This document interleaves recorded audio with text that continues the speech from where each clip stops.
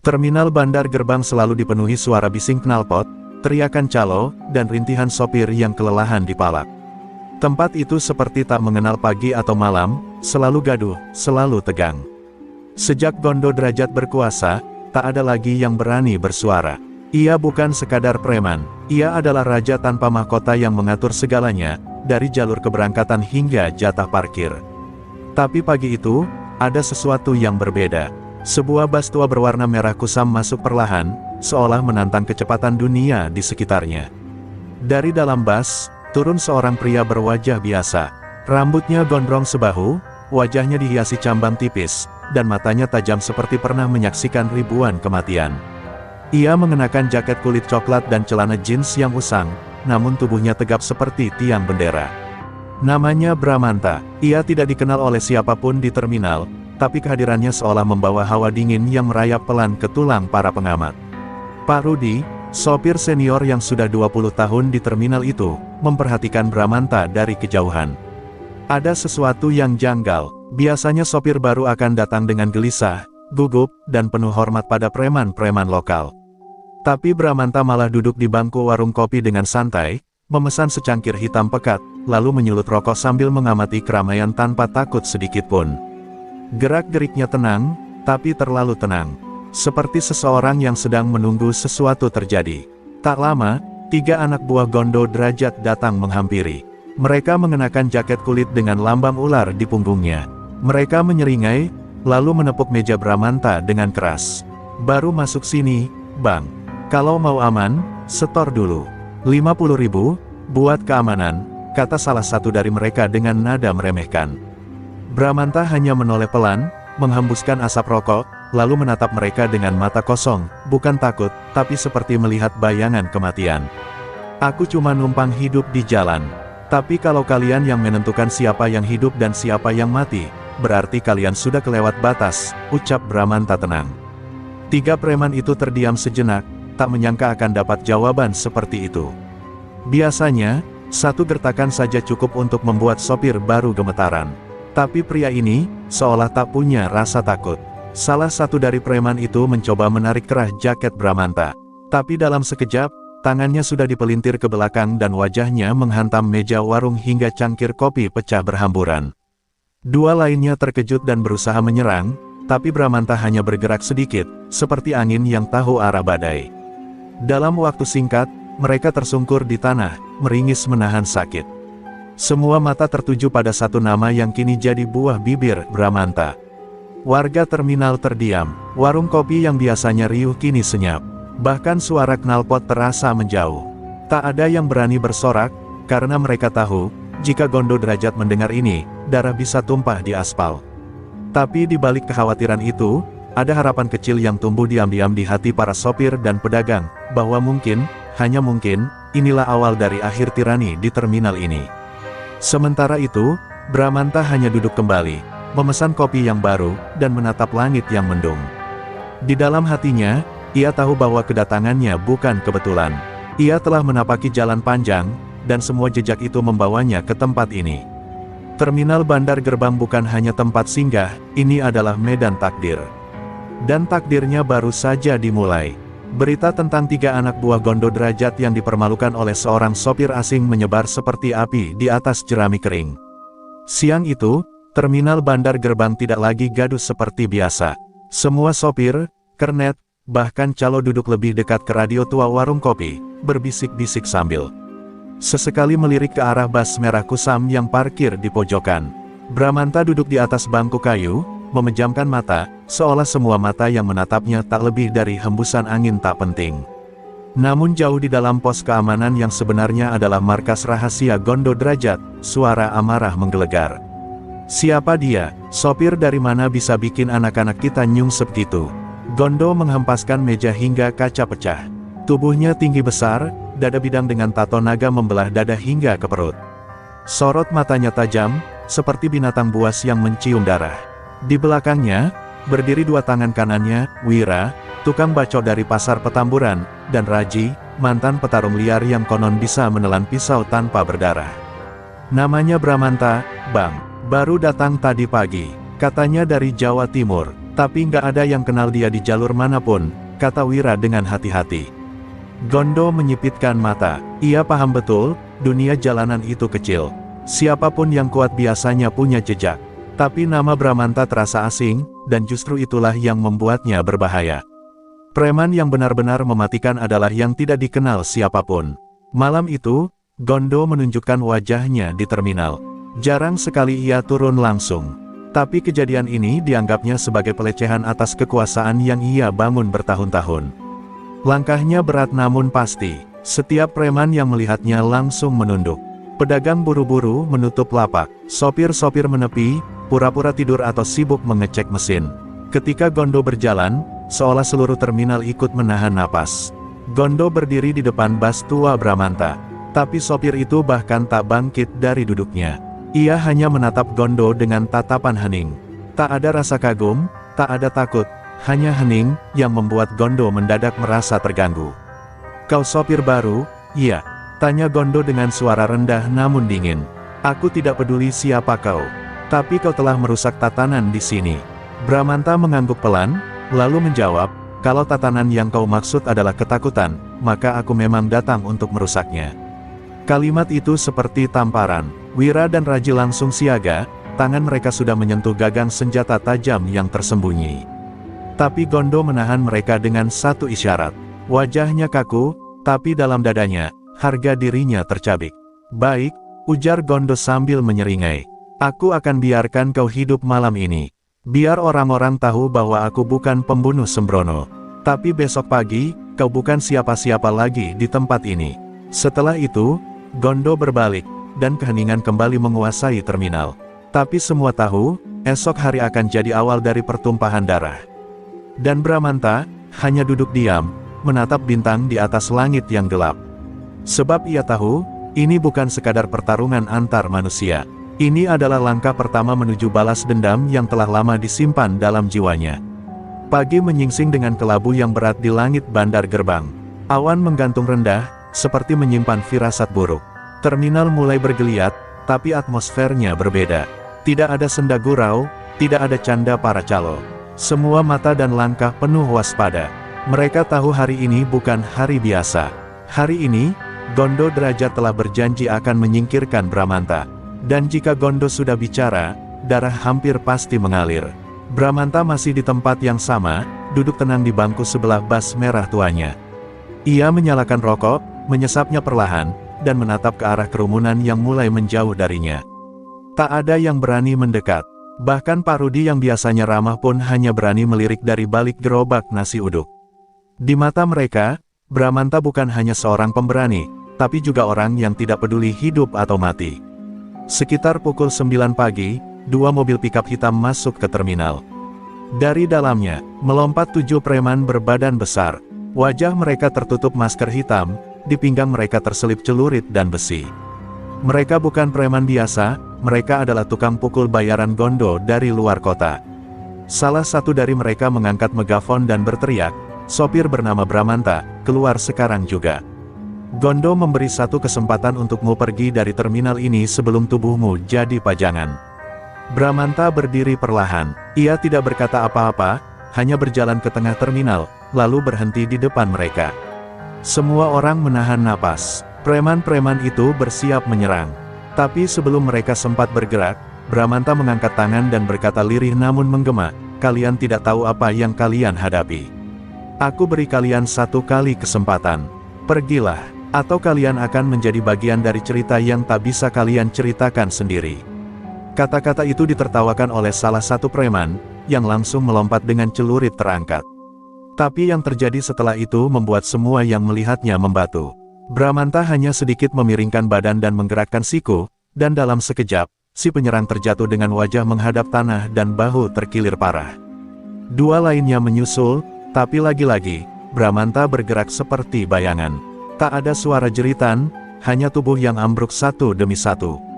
5 menit berlalu, dan 7 preman bayaran telah tersungkur tanpa sempat menyentuh tubuhnya sedikitpun.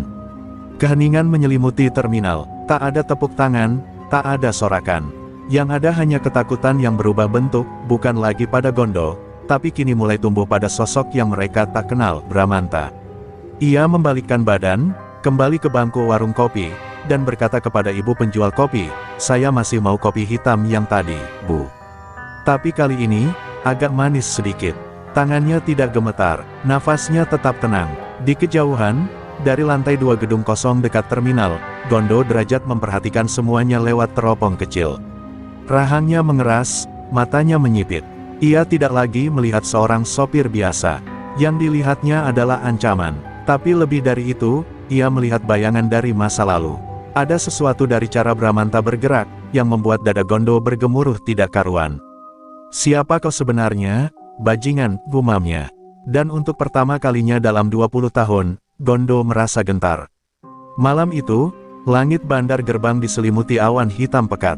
Hujan belum turun, tapi udara terasa berat, seolah bumi menahan napas. Di balik bas merah yang mulai berkarat, Bramanta duduk bersandar, matanya menatap kosong ke arah lampu jalan yang redup. Namun di balik ketenangan wajahnya, hatinya bergemuruh. Ia tahu, pertarungan hari ini hanyalah permulaan. Gondo belum mengerahkan kekuatan sebenarnya. Dan jika lelaki itu benar-benar mengingat siapa dirinya, maka badai besar akan segera datang. Ketika matanya terpejam, ingatannya kembali melayang jauh, ke masa kecilnya di sebuah dusun terpencil di lereng Gunung Lawu. Ia adalah anak dari seorang sopir truk sederhana bernama Pak Suparman. Tapi ayahnya bukan lelaki biasa. Di balik tubuh keras dan tangan kapalan itu, mengalir darah pejuang sakti yang menyimpan warisan ilmu kuno, Pancasona, ilmu kebal yang membuat pemiliknya tak bisa mati sebelum takdirnya selesai. Ilmu itu diturunkan hanya pada keturunan terpilih, dan ayahnya menyimpannya rapat-rapat, hingga suatu malam maut datang tanpa aba-aba. Bramanta masih bocah ketika melihat ayahnya dibunuh oleh sekelompok preman jalanan yang menguasai jalur logistik waktu itu. Ia bersembunyi di balik tumpukan karung beras, menyaksikan dengan mata sendiri saat tubuh ayahnya dihantam besi, ditusuk, dibakar, namun bangkit kembali, meski darah sudah membanjir. Dengan satu teriakan, ayahnya menjatuhkan 4 orang sekaligus sebelum akhirnya roboh untuk terakhir kalinya. Saat itu, sang ayah menatap Bramanta dan berbisik lirih, "Kau pewarisnya, jagalah ilmu ini sampai waktunya tiba." Sejak hari itu, hidup Bramanta berubah. Ia dibawa pergi oleh seorang pertapa tua, sahabat lama ayahnya yang tinggal di hutan selatan. Bertahun-tahun ia digembleng, ia diajari menguasai tubuh, menenangkan jiwa, dan menerima rasa sakit sebagai bagian dari kekuatan. Ilmu Pancasona bukan hanya membuat seseorang kebal, tapi juga menautkan hidup pada takdir. Selama takdir belum tuntas, kematian tidak bisa menyentuhnya. Tapi kutukannya, rasa sakitnya nyata, penderitaannya utuh. Tiap luka harus ia tanggung tanpa bisa mati. Itu harga kekuatan sejati. Bramanta tidak pernah ingin membalas dendam. Tapi dunia terus memanggilnya. Ia mencoba hidup sebagai sopir biasa, berpindah dari kota ke kota. Namun setiap tempat yang ia singgahi selalu sama, dikuasai oleh ketamakan dan kekerasan. Hingga akhirnya langkahnya membawanya ke bandar gerbang, terminal yang berbau sama dengan tempat ayahnya mati. Dan ketika ia melihat wajah Gondo Derajat dari kejauhan, dadanya seperti disambar petir. Ia mengenal mata itu. Ia mengenal gerak tubuh itu. Itulah lelaki yang memimpin pembunuhan ayahnya dahulu. Kini semuanya mulai menyatu. Bramanta tak datang ke terminal ini karena kebetulan. Ia dituntun oleh darah yang belum tuntas. Oleh warisan yang belum selesai. Oleh jiwa ayahnya yang belum tenang. Gondo mungkin tak mengenal wajah Bramanta kecil, tapi Bramanta dewasa tak pernah lupa wajah musuhnya. Sebab dendam sejati bukan sekadar ingin membalas, tapi menyelesaikan cerita yang terputus di tengah malam yang gelap. Di dalam posnya, Gondo Derajat duduk merenung. Tangannya memegang lukisan lama yang sudah kusam, foto masa lalu bersama rekan-rekan kriminal yang kini sebagian sudah mati. Matanya berhenti pada satu wajah kecil di pojokan. Anak kecil dengan mata tajam, berdiri memegang tangan sopir yang terbakar. Jantung Gondo berdetak lebih cepat. Ia terhuyung berdiri. Jangan-jangan itu anaknya Suparman, bisiknya, wajahnya memucat. Dan untuk pertama kalinya dalam hidupnya, Gondo Derajat merasa waktu sedang mengejarnya. Subuh baru saja berlalu ketika suara kaca pecah membangunkan seluruh terminal. Asap mengepul dari salah satu warung kecil di sudut barat. Orang-orang berlarian, sebagian membawa ember, sebagian lagi hanya berdiri terpaku, melihat api yang melahap rak-rak kayu dan bendera plastik yang tergantung di atap. Di antara kekacauan itu, dua sosok bertopeng terlihat kabur ke arah pintu keluar. Tapi semua tahu siapa dalang di balik ini. Gondo Derajat telah mulai menunjukkan taringnya, dan sasarannya jelas, semua yang dekat dengan Bramanta. Pak Rudi, sopir senior yang sempat membela Bramanta diam-diam, pagi itu ditemukan babak belur di dekat kamar mandi umum, wajahnya penuh luka, giginya rontok. Di dinding dekat tubuhnya tertulis dengan cat semprot, biar sopir tua tahu siapa raja di sini. Terminal berubah dari sunyi menjadi neraka kecil. Tak ada yang berani bicara. Ketakutan kembali menyelimuti mereka, seperti kabut yang menyesakkan dada. Namun yang paling mengejutkan adalah reaksi Bramanta.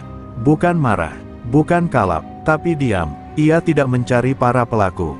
Ia tidak menyusun rencana balas dendam terburu-buru. Ia hanya datang ke warung yang terbakar, membantu menyusun kembali papan-papan kayu, lalu duduk di bangku dan menyeduh kopi dari termos milik warung yang masih selamat. Wajahnya datar, tapi matanya seperti batu yang mengandung petir. Semua orang menatapnya dengan pertanyaan yang tak berani diucapkan, mengapa dia diam. Tapi di dalam hatinya, badai tengah mengamuk. Ilmu Pancasona bukan hanya tentang kekuatan fisik, tapi juga tentang menahan amarah hingga saatnya tiba. Ia tahu, Gondo sedang menggiringnya, menyulut emosinya, menguji batas kesabarannya. Tapi Bramanta bukan anak kecil yang dulu menyaksikan ayahnya terbunuh. Ia telah tumbuh dalam rasa sakit, dilatih untuk menghadapi kemarahan dengan kendali. Dan ia tahu, serangan ini bukanlah serangan terakhir. Benar saja, menjelang sore, 4 orang bertopeng menyergapnya saat ia sedang memeriksa mesin busnya. Salah satu dari mereka menusukkan pisau ke punggungnya. Darah mengucur deras, tapi Bramanta tidak roboh. Ia hanya membalik badan perlahan. Tatapannya kosong, namun penuh maut. Tanpa sepatah kata pun, ia menghantam penyerangnya dengan satu pukulan yang menghancurkan rahangnya. 3 lainnya mundur panik, namun Bramanta sudah bergerak laksana angin ribut. Dalam 2 menit, semuanya terkapar. Pisau masih tertancap di punggungnya, tapi ia berdiri tegak, seolah tak merasa sakit sedikit pun. Orang-orang berdatangan, beberapa menjerit melihat darah di bajunya. Tapi Bramanta tetap diam, hanya mencabut pisau perlahan dan melemparkannya ke tanah. Ini baru awal, gumamnya. Jika Gondo ingin mengobarkan perang, aku akan menuntaskannya. Wajah-wajah yang menontonnya bergidik. Ketakutan pada Gondo mulai berubah menjadi kekaguman pada Bramanta. Sosok itu bukan hanya kuat, tapi seperti tidak bisa dihancurkan. Di dalam markasnya, Gondo Derajat menggertakkan giginya. Semua anak buahnya gagal, bahkan tukang pukul dari luar kota pun tak bisa menyentuh leher Bramanta. Ia tahu, ini bukan pertarungan biasa. Ini bukan sekadar soal siapa yang lebih kejam atau lebih cepat menebas. Ini adalah perang antara 2 takdir. Dan Gondo mulai merasakan satu hal yang selama ini tak pernah ia izinkan masuk ke dalam dadanya, rasa takut. Sementara itu, malam mulai turun, dan Bramanta berdiri di depan bas tuanya. Angin berhembus pelan, membawa bisikan masa lalu dan dendam yang belum selesai. Tubuhnya berdarah, tapi jiwanya lebih hidup dari sebelumnya. Ia tahu, pertempuran sebenarnya belum dimulai. Tapi langkah menuju akhir, sudah tidak bisa dihentikan. Terminal ini akan menjadi saksi, bahwa sekali takdir memanggil, tak ada kekuatan dunia yang bisa menolaknya. Pagi menjelang dengan suasana ganjil. Terminal bandar gerbang masih berfungsi, kendaraan masih berlalu lalang, calo masih memanggil penumpang, dan pedagang tetap menjajakan dagangannya. Namun di balik semua aktivitas itu, ada ketegangan yang menekan jiwa tiap orang. Wajah-wajah resah terpancar di antara hiruk-pikuk. Semua orang tahu, Bramanta sudah ditusuk, sudah disergap, namun ia masih berdiri. Bukan hanya hidup, ia seakan tak bisa mati. Desas-desus mulai menyebar. Ada yang bilang dia bukan manusia. Ada pula yang percaya bahwa ia pemilik ilmu kuno yang telah punah dari dunia Pancasona. Di warung kopi yang mulai dibangun ulang, Bramanta duduk seperti biasa. Luka di punggungnya tidak diperban. Darah sudah mengering di jaket kulitnya, tapi ia tetap tenang, seperti tidak pernah terjadi apa-apa. Ibu warung memberanikan diri bertanya, "Mas, maaf, apa Mas nggak sakit?" Bramanta hanya tersenyum kecil. "Sakit itu biasa, Bu. Tapi mati, belum waktunya." Kalimat itu terdengar ringan, tapi membuat seluruh orang yang mendengarnya membeku. Di mata mereka, sopir ini sudah bukan manusia biasa, ia adalah teka-teki yang menakutkan. Di tempat lain, Wira, tangan kanan Gondo derajat menggigil. Ia sempat melihat sendiri rekaman CCTV dari pertarungan Bramanta melawan 4 penyerang. Gerakan Bramanta tidak cepat, tapi sempurna. Tidak ada gerakan sia-sia, tidak ada ekspresi panik. Seolah tubuhnya telah melewati ratusan pertempuran. Dan lebih mengerikannya lagi, saat pisau itu dicabut dari tubuhnya, Bramanta bahkan tidak meringis. Gondo, kita nggak berhadapan sama orang biasa. Ini bukan urusan jagoan terminal lagi, gumam Wira lirih. Gondo, yang selama ini mengandalkan reputasi kekerasan dan darah untuk mempertahankan kuasa, mulai merasa ada sesuatu yang tak bisa ia lawan dengan otot atau senjata. Ia mengurung diri di ruangannya selama berjam-jam, membuka catatan lama, menelusuri kembali nama-nama musuh yang pernah ia bunuh. Dan ketika ia menemukan nama Suparman, sopir dari Gunung Lawu yang pernah dibakarnya hidup-hidup 20 tahun lalu, ia sadar bahwa kutukan masa lalu sedang datang menagih. Kembali ke terminal, seseorang dari dunia gaib yang tak terlihat oleh orang awam muncul di sisi Bramanta. Sosok itu berwujud lelaki tua berjubah putih, bermata seperti bara api. Ia adalah guru spiritual Bramanta, datang melalui mimpi, menyampaikan pesan. Bramanta, kau telah melewati batas pertama. Ilmu Pancasona bukan untuk membalas dendam, tapi untuk menegakkan keadilan. Jangan biarkan amarah menguasaimu. Tapi jika waktumu tiba, jangan ragu menebas. Bramanta mengangguk dalam tidur, matanya berkaca-kaca. Ia tahu, jalan yang ia tapaki semakin berbahaya. Sementara itu, Gondo memanggil seorang dukun dari pesisir utara. Lelaki tua bongkok dengan wajah ditutupi rajah dan membawa kantong berisi tulang-tulang kecil. Bunuh dia, kata Gondo dengan suara pelan namun penuh kebencian. Apapun ilmunya, aku ingin dia terkubur tanpa nama. Dukun itu hanya tersenyum sinis dan berkata, kalau benar dia pemilik Pancasona, maka yang harus kau hancurkan bukan tubuhnya, tapi takdirnya. Ketika malam tiba, langit seolah menandakan babak baru. Guntur menggelegar walau hujan belum turun. Dan di kejauhan, seekor burung hitam melintas di atas terminal, tanda yang diyakini sebagian orang Jawa sebagai pertanda bahwa jiwa-jiwa akan diuji dalam waktu dekat. Bramanta duduk di atap busnya malam itu, menatap bintang yang terhalang awan. Di dadanya, ia tidak lagi hanya membawa dendam. Ia membawa beban sejarah, darah keluarga, dan ilmu tua yang kini bangkit dalam tubuhnya. Dan esok hari, segala sesuatu akan mulai terbakar. Bukan karena api, tapi karena kebenaran yang mulai menuntut tempatnya di atas aspal terminal. Pagi itu terminal Bandar Gerbang berubah menjadi ladang ketegangan. Angin berhembus lebih kencang dari biasanya, membawa hawa panas yang anehnya membuat kulit merinding. Langit tidak mendung, namun terasa berat seperti menahan hujan yang tak jadi turun. Para sopir dan pedagang menyadari bahwa sesuatu yang besar akan terjadi hari ini. Mereka berbisik-bisik, sebagian memilih tidak keluar rumah, sebagian lagi mengintip dari balik tirai lapak. Bramanta, seperti biasa, duduk tenang di samping busnya. Tapi kali ini, ia tak menyalakan rokok. Matanya lurus ke depan, seolah menanti waktu tertentu. Sekitar pukul 10 pagi, suara motor berderu dari arah timur terminal. Puluhan preman muncul, mengenakan jaket seragam hitam bergambar tengkorak. Di barisan depan, berdiri Wira dan Raji, dua tangan kanan Gondo, keduanya membawa pentungan besi dan pisau karambit di pinggang. Di belakang mereka, setidaknya 20 preman siap tempur, wajah mereka bengis, dan sorot mata mereka penuh amarah. Kali ini, Gondo tidak datang. Tapi perintahnya sudah jelas, tamatkan hidup Bramanta hari ini. Suasana terminal berubah. Penumpang panik, sebagian berlarian menjauh, sopir-sopir langsung menutup pintu bus. Para pedagang bersembunyi, hanya menyisakan Bramanta sendirian berdiri di tengah lorong terminal. Tapi bukan rasa takut yang terpancar dari tubuhnya. Justru ketenangan yang membuat musuh-musuhnya ragu. Bramanta membuka jaketnya, meletakkannya pelan di atas bangku kayu, memperlihatkan kaos tipis yang memperjelas luka di punggung dan lengan. Luka yang belum sembuh, namun tubuhnya tetap tegak. Ini peringatan terakhir, Bramanta. Teriak Wira dari depan. Kau pikir kau kebal, hari ini kami patahkan ilusi itu. Bramanta tak menjawab, ia hanya berjalan perlahan ke tengah kerumunan, langkahnya mantap, matanya mengunci semua lawan. Dan dalam detik berikutnya, pertarungan pun pecah, liar, cepat, dan brutal. Preman-preman menyerang serentak dari berbagai arah, Namun Bramanta bergerak seperti bayangan petir, lincah, presisi, dan mematikan. Satu demi satu tubuh lawan tumbang. Sebagian terpental, sebagian menggeliat di tanah dengan tulang patah. Bramanta tidak menggunakan senjata, ia hanya memakai tubuhnya, dan itu lebih dari cukup.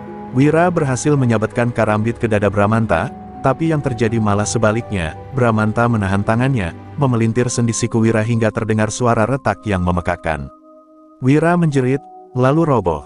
Raji menyusul, berusaha menebas dari belakang, namun tendangan memutar Bramanta menghantam dadanya hingga terlempar 5 meter ke tumpukan kardus. Terminal kini menjadi arena mayat hidup, orang-orang terkapar, mengerang, menangis, dan mencoba merangkak menjauh. Bramanta berdiri di tengah semua itu, napasnya teratur, tubuhnya berdarah lagi, tapi tatapannya tak goyah. Ia tidak berbicara sepatah kata pun, tapi tubuhnya telah bicara banyak. Orang-orang yang menonton dari kejauhan mulai keluar, pelan-pelan mendekat.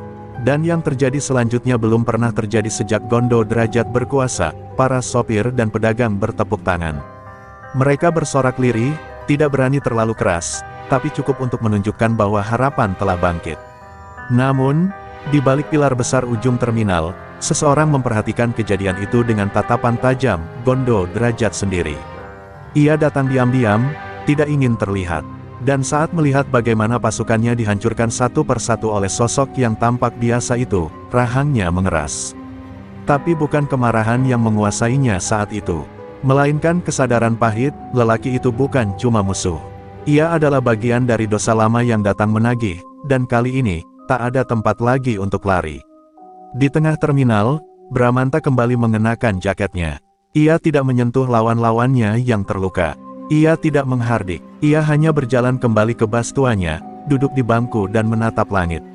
Ia tahu, kemenangan hari ini hanyalah permukaan dari peperangan yang lebih dalam.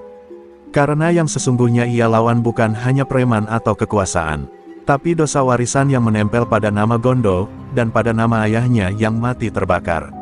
Malam mulai turun dengan angin yang membawa aroma besi dan tanah basah. Terminal bandar gerbang tampak lebih gelap dari biasanya. Lampu-lampu jalan mati sebagian, seolah bumi pun enggan menerangi tempat yang akan segera menjadi medan pertarungan nyata. Di kejauhan, terdengar suara langkah sepatu berat menghantam aspal. Suara itu bergema di antara dinding terminal, membuat semua yang mendengarnya menegang. Dan dari balik kabut tipis yang turun perlahan, muncullah sosok yang telah lama tak menampakkan diri secara langsung, Gondo Derajat, sang raja terminal. Ia berjalan pelan, tapi setiap langkahnya seperti membawa tekanan udara. Tubuhnya masih kekar seperti 2 dekade lalu. Tato naga di dadanya masih mengintimidasi, kini lebih pudar tapi jauh lebih menyeramkan. Di belakangnya, tidak ada pasukan. Ia datang sendiri, tidak karena percaya diri, tapi karena harga dirinya menuntut perhitungan langsung. Ia tahu semua anak buahnya telah tumbang. Ia tahu semua mata kini memandang Bramanta sebagai pahlawan. Dan baginya, itu tak bisa dibiarkan. Bramanta, yang sejak sore duduk diam di atap bastuannya, membuka matanya perlahan. Ia bisa merasakan aura yang datang, jauh sebelum sosok itu muncul. Dan ketika ia turun dan berdiri di hadapan Gondo, waktu seolah berhenti. Tak ada suara, tak ada angin, hanya 2 lelaki yang berdiri menghadap satu sama lain, membawa beban masa lalu yang sama-sama berdarah. Jadi kau anaknya Suparman, kata Gondo datar, namun dalam. Kukira kau mati terbakar bersama ayahmu. Bramanta hanya menatapnya. Aku hidup, karena takdir belum selesai. Dan karena kau, belum mati. Kalimat itu membuat dada Gondo bergemuruh. Ia tahu ini bukan sekadar pertarungan fisik. Ini adalah benturan 2 nasib yang tak terhindarkan. Ilmu Pancasona, dan dosa pembunuhan di masa lalu, akhirnya bertemu malam ini. Tanpa aba-aba, Gondo menyerang lebih dulu. Tinju kanannya mengayun seperti palu godam, menghantam tanah hingga retak. Tapi Bramanta menghindar dengan gesit, dan balas menyerang dengan tendangan berputar yang menghantam bahu Gondo. Suara benturan keras menggema, tapi Gondo tidak mundur. Ia malah tertawa kecil. Kau kuat, tapi belum cukup untuk membuatku menyesal, ucapnya, lalu kembali menyerang, kali ini lebih brutal. Ia bukan hanya kuat, ia berpengalaman, kejam, dan licik. Pertarungan berlangsung sengit. Aspal terminal menjadi saksi dentuman demi dentuman pukulan. Tembok-tembok retak, bangku-bangku beterbangan. Tapi semakin keras Gondo menyerang, semakin aneh Bramanta terlihat. Ia terus bangkit, bahkan setelah dilempar ke dinding dan ditusuk dengan besi tajam. Darah mengucur, tapi wajahnya tetap dingin. Mata Bramanta menyala. Itulah wujud ilmu Pancasona yang sesungguhnya. Raga boleh hancur, tapi selama takdir belum selesai, jiwa tak akan menyerah. Melihat hal itu, Gondo mulai goyah. Tangannya gemetar, napasnya memburu. Ia memukul, tapi merasa seperti menghantam batu karang. "Apa kau manusia, atau iblis?" teriaknya penuh amarah. Bramanta berdiri kembali, tubuhnya berlumuran darah, tapi suaranya tetap tenang. "Aku bukan apa-apa, hanya anak dari lelaki yang kau bakar hidup-hidup." Suara itu seperti hantaman palu godam bagi Gondo. Untuk pertama kalinya, wajahnya memucat. Kenangan malam gelap bertahun-tahun lalu datang menghantam ingatannya, saat Suparman berdarah, tapi tak mati. Saat anak kecil itu menatapnya dengan mata penuh api. Dan malam itu, pertarungan tak selesai. Warga mulai berdatangan, menonton dalam diam. Gondo mundur perlahan, menyadari bahwa ini bukan lagi tentang menang atau kalah. Ini tentang dosa dan penebusan. Bramanta tidak mengejarnya. Ia berdiri di tengah terminal, darahnya menetes ke tanah. Tapi malam itu, semua orang tahu, raja lama telah retak, dan raja baru mulai bangkit, bukan dari tahta, tapi dari luka. Langit dini hari di terminal bandar gerbang masih muram, seolah belum bisa menerima apa yang baru saja terjadi semalam. Pertarungan antara Bramanta dan Gondo Derajat menyisakan bekas kehancuran, bangku terminal pecah, tiang besi bengkok, dan dinding yang retak-retak. Namun yang lebih menyayat dari itu adalah keheningan yang menggantung, bukan hanya dari suara, tapi dari rasa. Terminal kini seperti tanah suci yang baru saja menelan sejarah berdarah. Semua orang yang datang pagi itu berjalan dengan hati-hati, seperti takut menginjak jejak takdir yang baru saja tertoreh. Bramanta duduk bersila di dekat bas tuanya, tubuhnya penuh luka, namun matanya tetap terbuka. Tak ada rasa bangga dalam dirinya. Tak ada euforia karena berhasil menumbangkan sosok yang paling ditakuti selama 2 dekade. Yang ada hanyalah beban yang makin berat di dadanya. Sebab ia tahu, pertarungan belum selesai. Gondo belum mati, dan selama ia masih hidup, dosa masa lalu belum benar-benar ditebus. Di sisi lain kota, Gondo Derajat terbaring di sebuah rumah kosong yang pernah ia jadikan markas awal saat merintis kekuasaan. Wira dan Raji merawatnya dengan panik, membalut lukanya dengan perban seadanya. Namun bukan luka fisik yang membuat Gondo tampak lebih tua 10 tahun, melainkan luka di jiwanya. Matanya kosong, ia tak lagi marah, ia tak lagi ingin membalas. Yang kini menghantamnya adalah kenyataan, yang tak bisa ditampik, hantu masa lalu telah kembali, dan ia datang bukan untuk berdialog, tapi untuk mengakhiri. "Aku melihat wajah Suparman di anak itu," bisiknya lirih. Sama persis. Suaranya parau, seperti tenggorokannya menelan pasir. Wira mencoba menyemangati, tapi Gondo hanya menggeleng. "Dulu aku kira sudah selesai. Kubakar rumahnya, kubunuh dia dengan tanganku sendiri. Tapi ternyata, darah yang tumpah akan selalu mencari jalan pulang." Sementara itu, di terminal, sekelompok sopir dan pedagang mendekati Bramanta. Salah satunya, Pak Rudi yang meski wajahnya masih lebam, berdiri paling depan. "Mas Bramanta, kami tidak tahu harus bicara apa. Tapi yang Mas lakukan, sudah mengubah semuanya." Bramanta menatap mereka. "Aku tidak datang untuk jadi pahlawan. Aku hanya menjalankan takdir. Tapi kalau kalian ingin tempat ini bebas dari ketakutan, maka kalian juga harus berani berdiri, bahkan tanpa aku." Mereka semua terdiam, tapi dalam keheningan itu, sesuatu berubah. Untuk pertama kalinya, sejak Gondo berkuasa, para sopir dan pedagang saling menatap tanpa takut. Mereka mulai merasa bahwa kekuasaan yang dibangun di atas ancaman bisa tumbang. Bahwa satu orang yang berani berdiri bisa menjadi cahaya bagi yang lain. Bramanta, yang masih duduk, hanya tersenyum kecil. Ia tahu, api yang selama ini padam, mulai menyala kembali. Namun saat malam kembali datang, suara angin membawa bisikan yang tak biasa ke telinga Bramanta. Ia membuka mata, tubuhnya masih terasa nyeri. Tapi pandangannya tajam. Di kejauhan, seekor anjing melolong ke arah langit yang gelap. Seekor burung gagak terbang melingkari terminal sebanyak 3 kali sebelum menghilang. Itu adalah tanda, Pertarungan terakhir sudah dekat, dan tanah terminal akan segera dibasuh oleh darah yang tak bisa dihindari. Hening dini hari itu terasa berbeda. Udara begitu dingin, menusuk hingga ke tulang. Terminal bandar gerbang seperti menahan napas, menunggu sesuatu yang tak kasat mata, namun pasti akan datang. Orang-orang tak ada yang berani keluar dari rumah atau lapaknya. Semua pintu digembok rapat, semua lampu dimatikan lebih awal. Mereka tahu, malam ini bukan malam biasa. Malam ini akan menjadi penentu, siapa yang akan berdiri dan siapa yang akan terkubur oleh sejarah yang tak selesai. Di ujung terminal, Bramanta berdiri sendirian. Tubuhnya dibalut luka-luka lama dan baru, namun dari matanya terpancar cahaya keyakinan yang tak tergoyahkan. Ia telah menunggu malam ini sejak bertahun-tahun lalu, sejak ia melihat tubuh ayahnya dibakar hidup-hidup oleh Gondo Derajat. Sejak ia bersumpah di hadapan api, bahwa suatu hari nanti, nyawa yang direnggut dengan keji akan dituntut kembali. Dan malam ini, janji itu akan ditepati, bukan dengan kebencian, tapi dengan kehormatan. Gondo muncul dari arah selatan terminal, sendirian, bertelanjang dada. Bekas luka-bekas pertarungan sebelumnya masih membekas di tubuhnya. Di tangan kirinya tergenggam sebilah golok tua, yang konon sudah menelan belasan nyawa sejak tahun 1999. Tatapannya bukan lagi penuh percaya diri. Kini, ada bayangan keraguan, ketakutan, dan masa lalu yang menggantung berat di bahunya.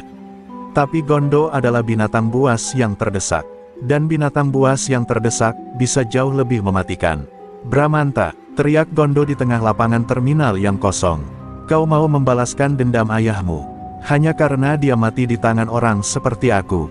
Bramanta tidak menjawab, ia hanya maju selangkah. Aku tidak membalaskan dendam, Gondo. Aku membalaskan takdir yang kau hancurkan. Kau bukan hanya membunuh ayahku. Kau menciptakan ketakutan selama 2 dekade. Aku datang bukan sebagai anak Suparman. Aku datang sebagai ujung dari cerita yang kau buka sendiri. Pertarungan pun pecah tanpa aba-aba. Golok Gondo berayun cepat, liar, penuh dendam. Tapi Bramanta seperti telah menyatu dengan angin dan tanah terminal. Ia tidak melawan dengan nafsu, tapi dengan ketenangan. Beberapa kali tubuhnya terkena sabetan, darahnya mengucur lagi. Namun ia terus berdiri, terus melangkah. Ilmu Pancasona menjadikannya bukan sekadar manusia, tapi wadah takdir yang tak bisa dihentikan sebelum waktunya. Hingga akhirnya, saat tubuh Bramanta roboh terkena sabetan di bahunya, Gondo maju, bersiap mengakhiri segalanya. Tapi ketika ia mengayunkan golok terakhir, tangan Bramanta menangkap pergelangan Gondo dengan kekuatan seperti baja. Dengan satu gerakan cepat, Bramanta memutar tubuh Gondo, dan menjatuhkannya ke tanah. Golok terlepas, dan di bawah cahaya lampu terminal yang berkedip, Bramanta berlutut di samping musuh yang dulu membakar hidup ayahnya. Ia tak membunuh, tidak malam itu. Ia hanya menatap mata Gondo dan berkata pelan, ayahku mati untuk melindungi aku. Tapi aku tidak akan membunuh demi memuaskan dendam. Kau akan hidup, Gondo. Tapi tidak lagi sebagai raja. Kau akan hidup, sebagai lelaki yang telah dikalahkan oleh anak dari orang yang dulu kau bunuh. Suara itu menusuk lebih dalam daripada pisau manapun. Dan malam itu, untuk pertama kalinya, Gondo Derajat menangis. Bramanta bangkit perlahan, berdarah, lelah, tapi tak kalah. Terminal bandar gerbang telah memilih pemenangnya. Dan bukan yang paling kuat, tapi yang paling benar. Dan dari balik pintu-pintu yang terkunci, orang-orang mulai keluar, satu persatu, membawa harapan, membawa keberanian yang selama ini mereka kubur. Di bawah langit yang perlahan cerah, mereka tahu, zaman ketakutan telah berakhir. Pagi menjelang dengan tetesan hujan pertama sejak berminggu-minggu. Air membasahi aspal terminal yang semalam jadi medan pertarungan, seakan langit ikut membersihkan sisa-sisa dosa yang menempel di setiap retakan. Orang-orang keluar dari rumah dan lapaknya dengan langkah pelan, seolah masih tak percaya bahwa mereka benar-benar telah bebas. Gondo Derajat kini tak lagi menakutkan. Ia dibawa pergi oleh warga ke kantor polisi, tubuhnya dibalut luka, tatapannya kosong seperti jiwa yang telah kehilangan arah. Ia tidak melawan, ia menyerah, bukan karena tak sanggup bertarung, tapi karena takdir telah selesai menuliskan perannya. Bramanta masih duduk di tepi bas tuanya, dengan tubuh dibalut perban seadanya. Ia menatap hujan tanpa payung, membiarkan setiap tetes air menyentuh lukanya. Rasa perih di kulitnya tak sebanding dengan kelegaan yang mulai tumbuh di dadanya. Ia tak membunuh Gondo, tapi ia telah mengakhiri warisan ketakutan. Dan lebih dari itu, ia telah memenuhi sumpah yang ia simpan sejak kecil. Ayahnya, Suparman, bisa tenang di alam sana. Sebab anaknya telah menyelesaikan apa yang dulu dirampas dengan api dan darah. Satu persatu warga mendekat. Tak ada yang bersorak, tak ada yel-yel kemenangan. Tapi tangan-tangan yang menepuk bahunya, tatapan penuh hormat, dan senyum kecil dari mereka yang dulu tertunduk ketakutan, semuanya adalah bentuk terima kasih yang tak perlu dijelaskan. Mas Bramanta, ucap Pak Rudi pelan, terminal ini, utang nyawa pada jenengan. Bramanta hanya menggeleng, kalian yang punya tempat ini. Aku hanya lewat, namun tak semua orang bisa menerima kemenangan tanpa rasa bersalah.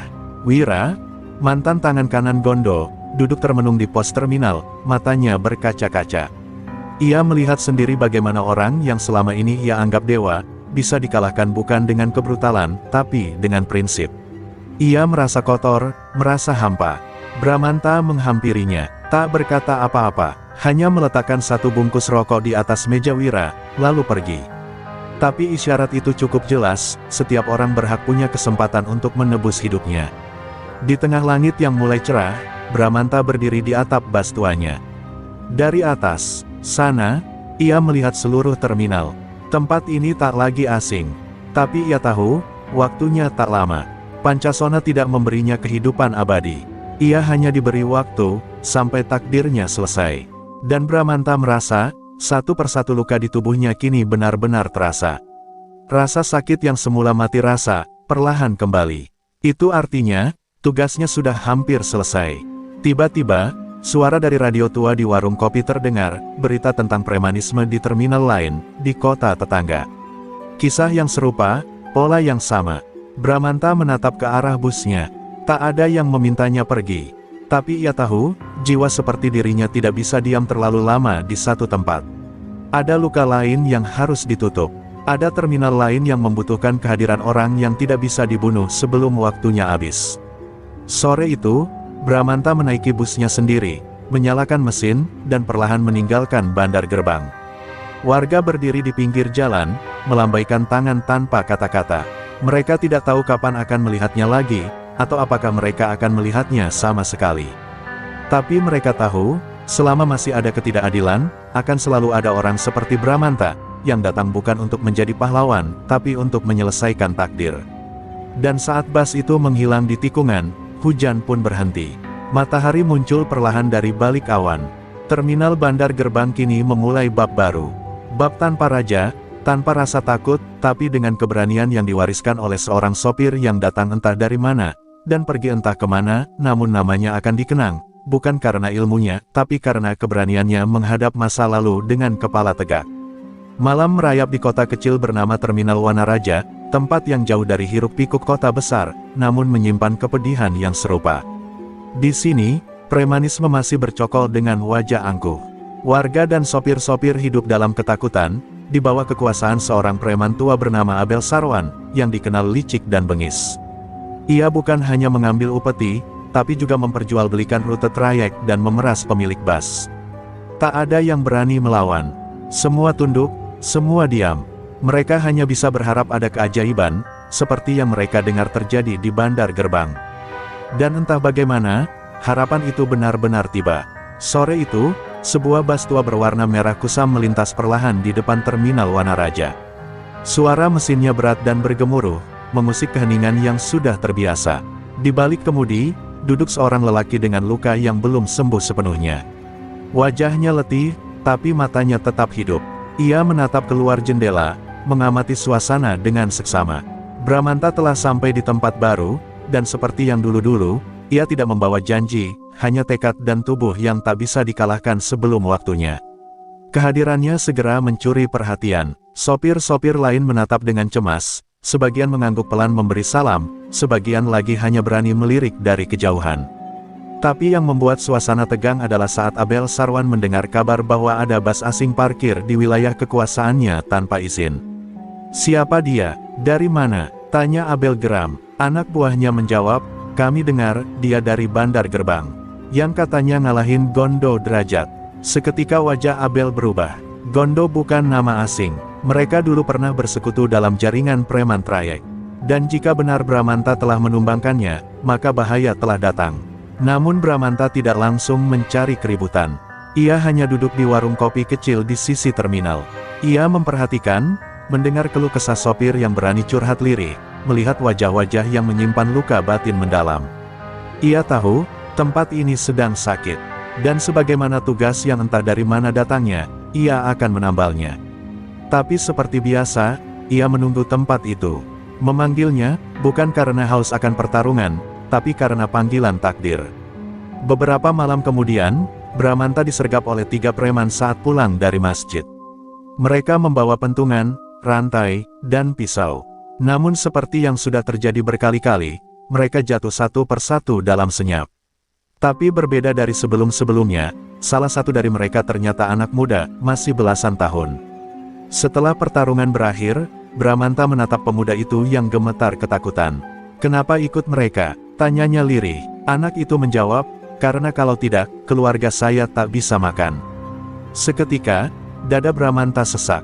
Ia tahu, tidak semua musuh adalah iblis. Beberapa hanyalah korban. Esoknya, Bramanta menyusup ke pusat distribusi bensin ilegal milik Abel. Ia membakar gudang itu tanpa jejak, lalu menyebarkan berita bahwa rakyat bisa menolak pungutan. Keberaniannya seperti api yang menyambar jerami kering. Sopir-sopir mulai bicara, pedagang mulai melawan, terminal Wanaraja perlahan bergetar, dan nama Bramanta mulai bergaung di lorong-lorong warung, dibisikkan dengan semangat dan ketakutan yang bercampur, "Dia datang lagi, penantang takdir itu." Abel Sarwan pun murka. Ia bersumpah akan menghancurkan Bramanta, tidak hanya dengan kekerasan, tapi dengan membuatnya kehilangan alasan untuk hidup. "Kalau dia memang tidak bisa mati," katanya sambil tersenyum dingin, "maka kita buat dia ingin mati." Kalimat itu menandakan satu hal, pertarungan di Wanaraja tak hanya soal fisik, tapi soal jiwa. Dan di tengah malam, saat hujan turun perlahan, Bramanta kembali menatap langit. Tubuhnya lelah, tapi jiwanya masih tegak. Ia tahu, jejaknya belum boleh berhenti. Sebab selama masih ada tanah yang diinjak ketakutan, selama itu pula ilmu Pancasona memaksanya untuk terus berjalan. Karena dalam setiap luka yang ia terima, ia menyimpan harapan bagi mereka yang tak berani bersuara. Terminal Wanaraja kini tak lagi tenang. Keheningan berubah menjadi ketegangan yang menebal dari hari ke hari. Sejak gudang bensin milik Abel Sarwan terbakar, rasa takut mulai berpindah arah. Preman-preman yang biasanya berjalan angkuh, kini menoleh 2 kali sebelum melangkah. Warga perlahan mulai berani bicara, meski masih dengan suara lirih. Nama Bramanta menjadi semacam mantra, sebagian mengaguminya, sebagian lainnya justru ketakutan. Karena mereka tahu, setiap tempat yang didatangi pria itu, pasti diikuti dengan darah dan kehancuran. Namun yang tak semua tahu adalah, di balik tubuhnya yang tak bisa mati, Bramanta menyimpan luka yang jauh lebih menyakitkan dari sabetan senjata. Luka batin. Ia mulai dihantui wajah pemuda yang ia taklukkan malam itu, anak belasan tahun yang hanya ingin menyambung hidup keluarganya. Ia mulai bertanya pada dirinya sendiri, apakah semua ini pantas? Apakah membakar kekuasaan preman berarti juga membakar kesempatan orang-orang kecil yang terpaksa bergantung padanya? Untuk pertama kalinya, Bramanta meragukan jalannya sendiri. Pagi itu, ia duduk di masjid kecil dekat terminal. Seorang kiai tua menghampirinya, menatap matanya yang sembab. "Kau lelah, nak?" tanya sang kiai. Bramanta hanya mengangguk pelan. "Aku bisa berdiri setelah ditusuk, bisa melawan saat dihajar, tapi tak bisa menenangkan jiwa ini." Sang kiai tersenyum bijak. "Karena kau bukan batu, kau masih manusia, dan manusia sejati adalah mereka yang tak hanya kuat menghadapi musuh, tapi juga kuat menanggung keraguan dan luka batin." Kata-kata itu menusuk, namun juga menyembuhkan. Bramanta menangis untuk pertama kalinya sejak kepergian ayahnya. Namun dunia tak memberi waktu banyak untuk meratap. Malam harinya, sekelompok warga menyeret seorang wanita tua ke tengah terminal. Ternyata dia adalah ibu dari salah satu preman yang pernah membantu Abel. Mereka menuduhnya menyembunyikan senjata. Masa mulai brutal. Bramanta datang dan berdiri di hadapan kerumunan. Dengan suara lantang ia berkata, "Jika kita melawan ketidakadilan, jangan sampai kita berubah menjadi pelakunya." Semua diam. Ia meraih tangan si ibu, melindunginya, dan menatap mereka semua dengan mata merah. Kita sedang membangun ulang, bukan membalas dengan dendam yang sama. Tindakan Bramanta membuat sebagian warga terdiam dan tersentuh. Tapi bagi Abel Sarwan, ini adalah kesempatan. Ia memutar cerita, menyebarkan kabar bahwa Bramanta sekarang membela keluarga preman. Ia ingin membenturkan warga dengan Bramanta. Ingin membuat pria Pancasona itu tak lagi dipercaya. Kita kalahkan dia tanpa menyentuh tubuhnya. Kita hancurkan dia lewat orang-orang yang dulu ia lindungi, ujar Abel dengan senyum keji. Strateginya tak mengandalkan pukulan, tapi fitnah, dan itu jauh lebih mematikan. Desas-desus mulai menyebar. Sebagian sopir mulai ragu, apakah Bramanta benar-benar datang untuk kebaikan, atau hanya membawa kehancuran lain dengan wajah berbeda. Bramanta tak menjawab semua tudingan itu. Ia hanya diam, karena ia tahu, kepercayaan bukan dibangun lewat kata-kata. Ia tetap membantu mereka yang sakit, tetap menjaga keamanan malam hari, tetap menegakkan prinsip meski dihina. Dan di tengah semua itu, luka batinnya semakin dalam, tapi ia tetap berdiri. Satu malam, ia kembali ke busnya dan menemukan secarik kertas terselip di wiper kaca. Hanya satu kalimat tertulis di sana, dengan tinta merah, kau akan jatuh bukan oleh senjata, tapi oleh orang-orang yang dulu kau lindungi. Bramanta memandang langit yang gelap tanpa bintang. Angin malam menghembus pelan. Dalam hati, ia berkata lirih, jika ini harga dari menyelamatkan satu tempat, maka aku siap membayarnya sampai habis. Dan ia tahu, pertarungan yang sesungguhnya, baru saja dimulai. Pagi itu, matahari memancar pucat seolah enggan bersinar penuh. Di Terminal Wanaraja, suasana berubah drastis. Wajah-wajah yang dulu tersenyum saat menyambut Bramanta kini memalingkan muka. Warung-warung yang biasanya memberi teh hangat kini menutup jendela saat ia lewat. Anak-anak kecil yang biasa melambaikan tangan kini sembunyi di balik kaki ibunya. Semuanya berubah. Fitnah yang ditebar Abel Sarwan bekerja lebih dalam daripada serangan fisik. Dan bagi Bramanta, ini adalah luka paling tajam yang pernah ia terima. Ia duduk di tepi halte, diam, memperhatikan terminal yang kini terasa asing. Ia tak marah, ia tak membela diri, karena sejak awal, ia datang bukan untuk dielu-elukan. Tapi tetap saja, ketika tangan-tangan yang dulu ia lindungi kini menunjuknya dengan curiga, hatinya robek perlahan. Salah satu sopir, Pak Dirman, mendekatinya dengan suara lirih, "Maaf, Mas, bukan kami tak percaya. Tapi sekarang semua serba bingung. Ada yang bilang Mas hanya bikin tempat ini tambah kacau." Bramanta menatapnya tanpa benci. "Kalau aku harus pergi untuk membuat kalian damai, aku akan pergi." Namun sebelum sempat ia meninggalkan terminal, kabar mengejutkan datang, ibu tua yang pernah ia selamatkan ditemukan tergantung di belakang pasar. Kabar menyebar cepat, ada yang bilang bunuh diri karena tekanan warga, ada yang bilang dibunuh untuk mengadu domba. Tapi semua mata kini kembali menatap Bramanta. Tuduhan makin liar, itu pasti akibat kedekatan Bramanta dengannya. Jangan-jangan dia yang mengatur semuanya dari balik layar. Begitulah bisik-bisik mulai berubah menjadi tuntutan. Di tengah kekacauan itu, Abel Sarwan tampil sebagai penengah. Ia mengumpulkan warga dan berkata dengan suara bijak yang dipenuhi kepalsuan, "Sudahlah. Kita tak butuh kekacauan lagi. Jika orang ini memang ingin menolong, kenapa selalu ada darah mengiringi kemanapun dia pergi?" Orang-orang yang goyah akhirnya mengangguk. Dan malam itu, warga mengusir Bramanta. Mereka tidak berteriak, tidak memukuli. Tapi justru dalam keheningan dan tatapan tajam itu, Bramanta merasa lebih terhantam dari ribuan pukulan. Ia melangkah pergi perlahan, tanpa membawa apa-apa kecuali luka yang terus menganga. Hujan turun tiba-tiba, mengguyur tubuhnya saat ia berjalan keluar terminal. Namun ia tak menoleh, tak ada dendam dalam langkahnya, hanya kehampaan.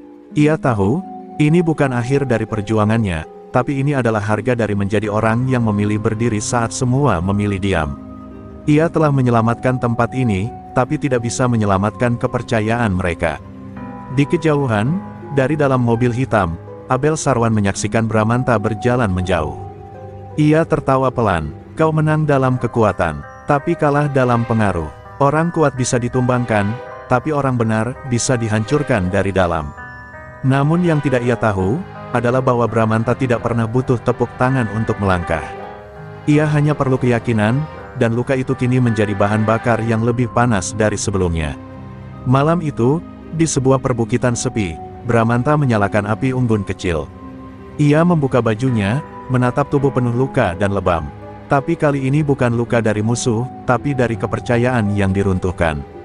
Dalam bisikan doa, ia berkata, "Kalau aku harus dibenci agar yang lain bisa tenang, maka biarlah aku menjadi bayangan dalam kisah mereka. Tapi waktu akan bercerita, siapa sebenarnya yang membakar, dan siapa yang hanya membawa cahaya." Dan dari balik gelap malam, suara langkah kaki perlahan terdengar mendekat. Bukan langkah musuh, tapi seseorang dari masa lalunya, membawa kabar bahwa terminal berikutnya telah memanggil. Sebab kejahatan tak pernah benar-benar habis, dan jiwa Pancasona tidak diberi istirahat, sebelum dunia benar-benar adil. Embun pagi masih menempel di dedaunan saat Bramanta berdiri di tepi bukit, memandangi garis terminal Wanaraja yang mulai mengecil dari kejauhan. Tubuhnya masih memar, jiwanya lebih-lebih. Tapi di hadapannya kini berdiri seorang lelaki berjubah abu-abu, berusia sekitar 50 tahun, dengan sorot mata tajam namun penuh iba.